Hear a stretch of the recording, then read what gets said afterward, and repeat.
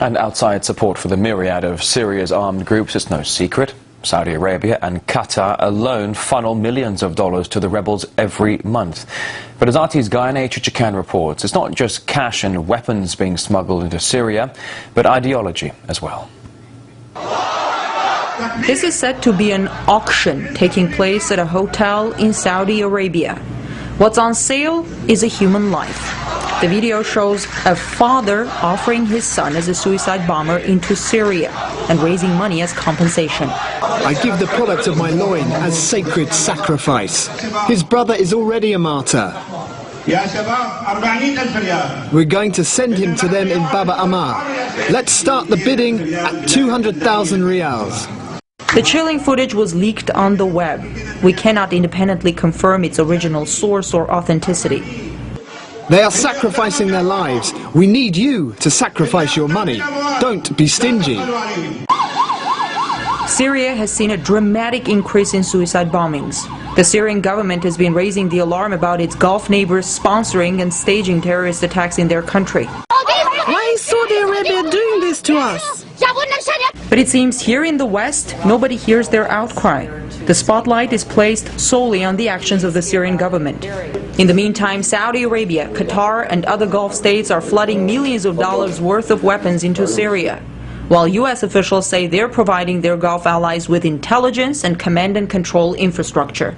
The statements we hear from the State Department is that the U.S. is there to help the opposition with non-lethal weapons. However, if others would provide the lethal weapon, we will manage this. So it's lots of hypocrisy. The Gulf countries are not the brains behind this. They are merely instruments. The brains are, you can find them in the U.S., in Israel, in some countries. The U.S. is formally committed to Kofi Annan's UN-backed peace plan, which calls for a halt to violence by all sides of the conflict. But some analysts say the influx of arms and increasing number of suicide bombings make peace in Syria virtually impossible and plunges it deeper into chaos. The Syrian regime plays an active role in supporting the Palestinian resistance, the Lebanese resistance, in claiming Arab rights in Palestine and things like this. And this is doesn't sit well with Israel. So if we cannot change the role of Syria, we will destroy Syria so that it doesn't have any role. International monitors are on the ground investigating the massacre in Hula, where it's not clear who's fully responsible for the deaths of over 100 men, women and children. Also, on a regular basis, they observe destruction from suicide bombings, which bear all the signs of terrorist attacks.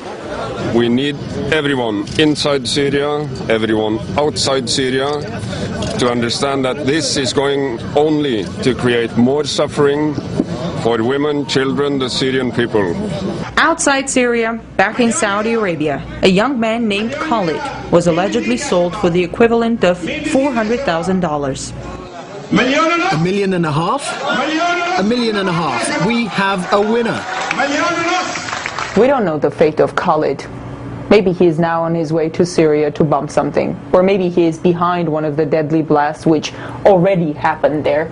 With the U.S. supporting the proactive approach of its Gulf allies with regards to Syria, the question one might ask is, could it be tacitly supporting extremism like this as well? I'm Guyane Chichikan reporting from Washington, RT.